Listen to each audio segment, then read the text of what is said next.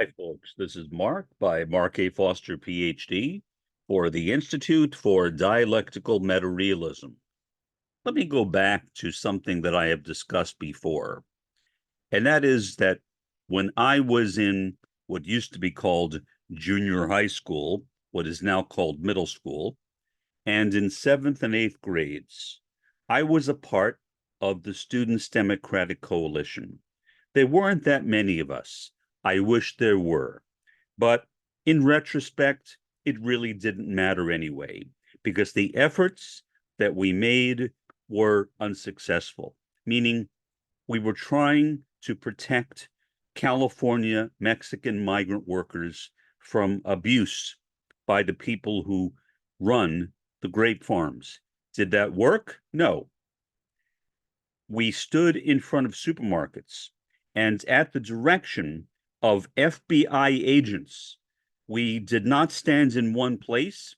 Instead, we had to walk around in a circle, which made it very difficult to conduct the protest because basically what we were doing is trying to stop shoppers as they were either leaving or entering the supermarket and hand them petitions and hope that they would sign them. But every time we would stop, the FBI agents would say, no, keep on walking. Not only that, but those same FBI agents stopped us individually, including me, and asked for our names, our addresses, and our phone numbers. And we all gave it to them. We were kids. We didn't know any better. Would I do that now? Of course not. But what do you expect from 12 and 13-year-old kids?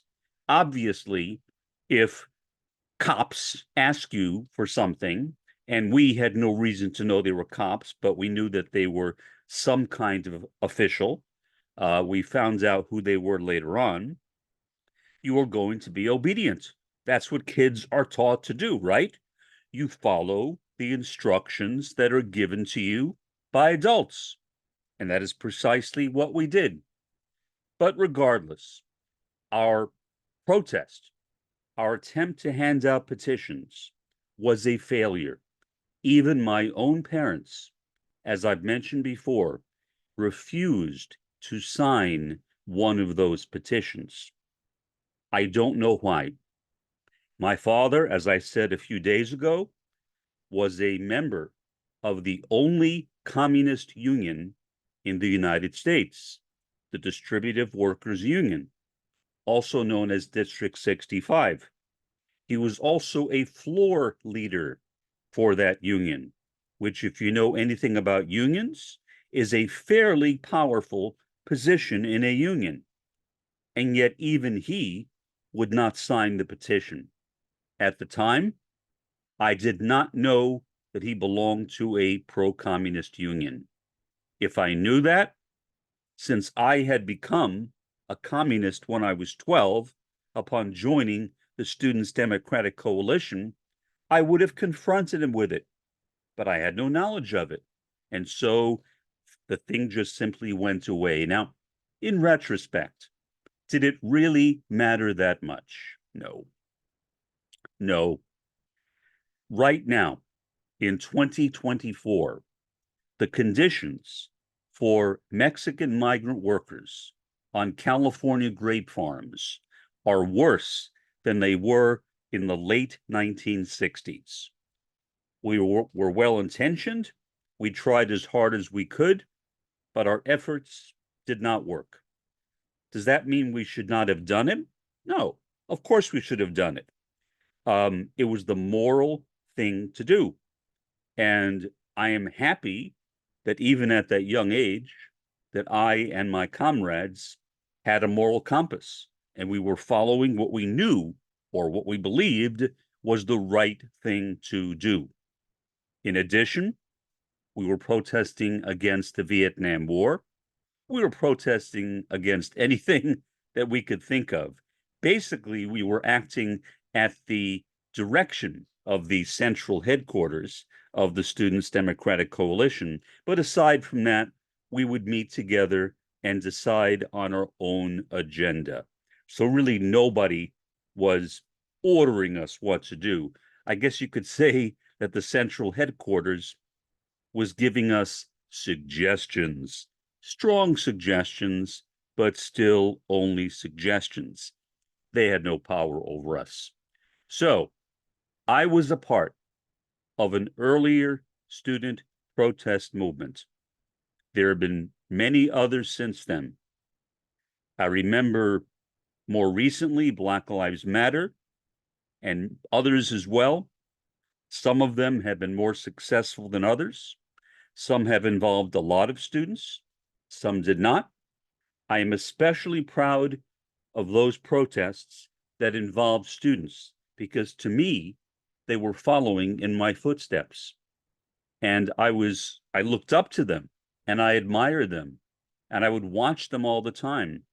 And more recently, after the rise of Twitter, now X, whatever that means, I would tweet them and give them my congratulations. I don't know if they saw what I sent them, but at least I did what I thought was the right thing to do.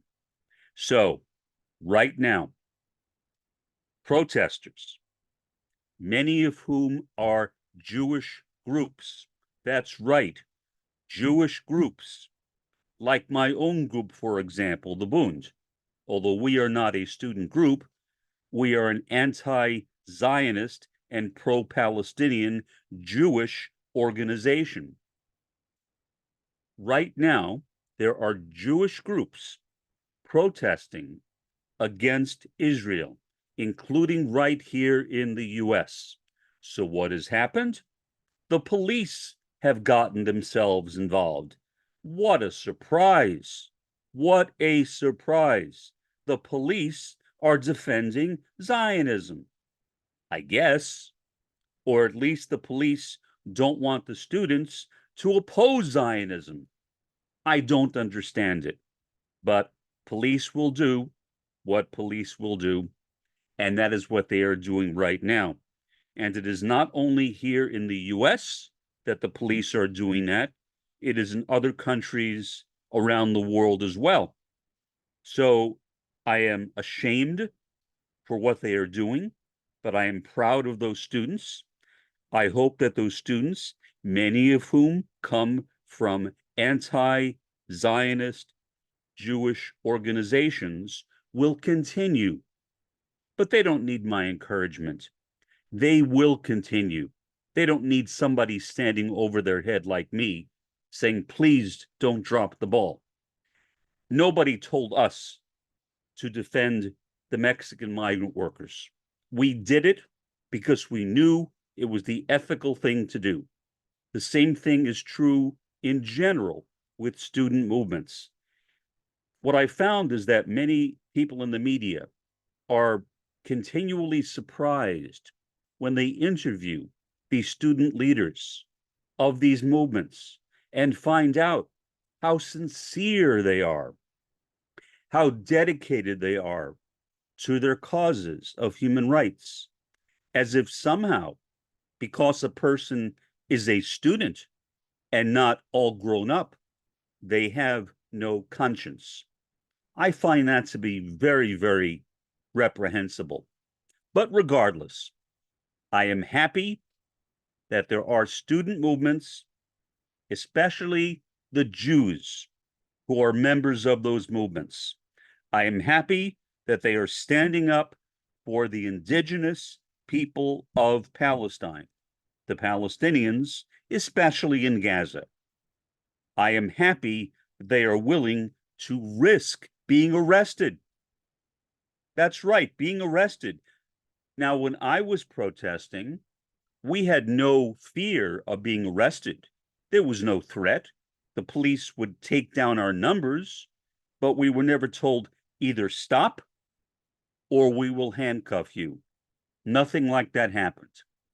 I do not know what we would have done if that would have happened.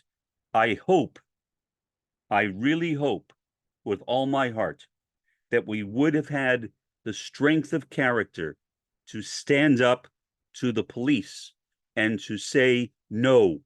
we will not stop, which is exactly what people need to do. When the police engage in a violation of the law, they should be disobeyed. A common refrain I have heard from many police officers, especially those who work as commentators for things like CNN or MSNBC or Fox so-called news channel, is that, well, if the police ask you to do something, do it, then complain later. No, no, never, never. Giving up one's agency should never be an option. One should always reserve the right to protest against inhumanity and injustice. And in this case, I see that these Jewish groups of students and other students are doing what I am saying. They are standing up to the police. They are willing to be handcuffed, all for the sake of the indigenous people of Palestine, and they are Jews. Bear in mind the hostility which exists between Palestinians and Jews in West Asia, especially Muslim Palestinians and Jews in West Asia, does not exist, at least not to the same degree, in the United States. There is a long record of peaceful, cooperative relationships between Muslims and Jews right here in the United States. And so I think in that tradition, these American students are showing their courage.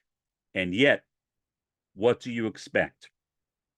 King Bibi Netanyahu is calling these students, many of them Jewish students, anti-Semites. Would one expect anything less from Benjamin Netanyahu? I mean, that was inevitable that he would do that. I am not surprised at all. And I'm sure that he is speaking mostly to his internal audience, to the members of his country who overwhelmingly support the war in Gaza. They are the only ones globally to do that, but they don't care. They're going around calling these Gazans, of all things, Nazis. Nazis. And they are not Nazis. They are like the Native Americans of the US, or the Inuit people of the US and Canada, or the Native Hawaiians of Hawaii, or the Maori people of New Zealand, or the Aboriginal people of Australia. They are the ones who are the people of the land. It is their land, and the Israelis are colonizers. The Palestinians have a claim to indigeneity, to being the indigenous inhabitants of that area. The Israelis have no such claim. They are immigrants. They do not belong in that area. And I really, really, really wish they would leave. You know, before the war in Gaza started, my views on this issue were somewhat more balanced. I would say, well, I think that it's okay if the Israelis stay as long as the Palestinians can move into Israel too, and that the name of Israel is changed to Palestine, and that it becomes a multi-religious, multi-ethnic country. That's what I would have said, maybe up until about half a year ago. I no longer say that. Why? Because I have no faith in the Israelis. I hate the Israelis who are Zionists. And I know a family of Israeli Zionists. I used to be friends with one of the members of that family. I went to high school with him.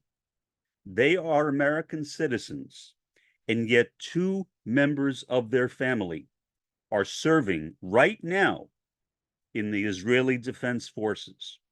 One is actually serving on the battlefield, and the other has an office job. Either way, they should be condemned, and I hope, charged with war crimes. Will that happen? I don't know.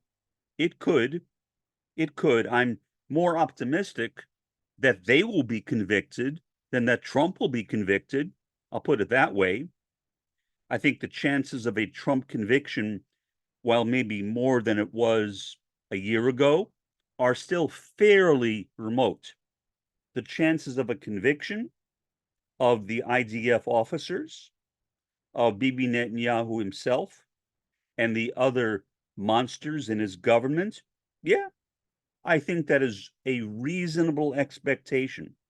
It certainly is not inevitable. So for that reason, my advice is this: do not keep your mouths closed.